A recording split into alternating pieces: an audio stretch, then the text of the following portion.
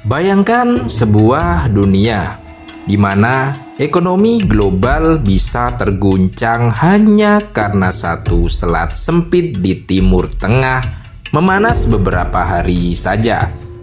Selama puluhan tahun, dunia hidup dalam ketergantungan yang rapuh. Jutaan barel minyak melewati jalur laut strategis yang setiap saat bisa berubah menjadi titik krisis. Ketika ketegangan meningkat, harga energi melonjak, pasar keuangan bergetar, dan negara-negara besar langsung siaga penuh. Namun sekarang permainan itu mulai berubah. Mohammed bin Salman tampaknya tidak ingin negaranya terus bergantung pada jalur lama yang penuh resiko.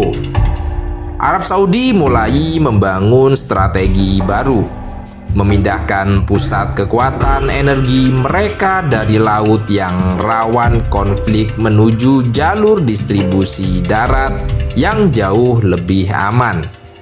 Ini bukan sekedar proyek pipa minyak biasa. Ini adalah upaya membangun kemandirian ekonomi dan logistik dalam skala raksasa.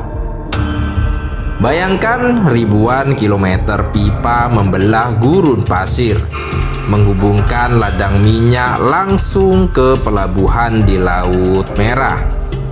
Jika strategi ini berhasil sepenuhnya, maka pengiriman energi tidak lagi terlalu bergantung pada titik sempit yang selama ini dianggap sebagai urat nadi perdagangan minyak dunia. Dan disinilah ketegangan geopolitik mulai terasa. Selama bertahun-tahun, banyak negara besar memiliki kepentingan menjaga stabilitas jalur energi di kawasan Teluk. Keamanan jalur minyak bukan hanya soal perdagangan, tetapi juga soal pengaruh politik, kekuatan militer, dan dominasi ekonomi global. Karena siapa yang menguasai distribusi energi seringkali ikut menentukan arah permainan dunia. Arab Saudi tampaknya memahami satu hal penting.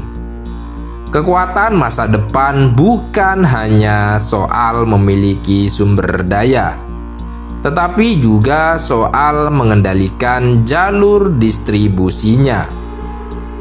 Itulah mengapa kawasan Laut Merah mulai dipandang berbeda.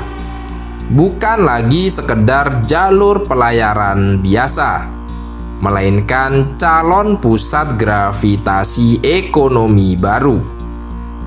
Pelabuhan-pelabuhan modern dibangun, kota futuristik dipersiapkan, infrastruktur raksasa dipercepat. Semua bergerak menuju satu tujuan: menciptakan sistem energi yang lebih mandiri, lebih cepat, dan lebih sulit ditekan oleh konflik kawasan. Dan perubahan seperti ini selalu membuat dunia memperhatikan. Ketika jalur distribusi berubah, maka keseimbangan kekuatan global juga ikut bergeser.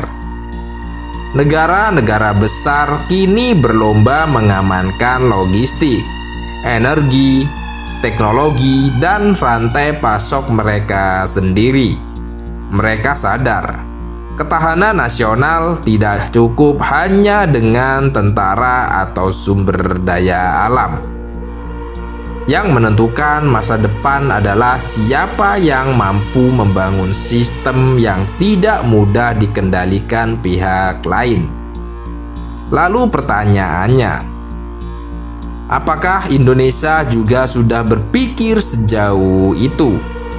Kita hidup di posisi geografis yang sangat strategis, diapit jalur perdagangan internasional, dilewati arus energi dan logistik dunia.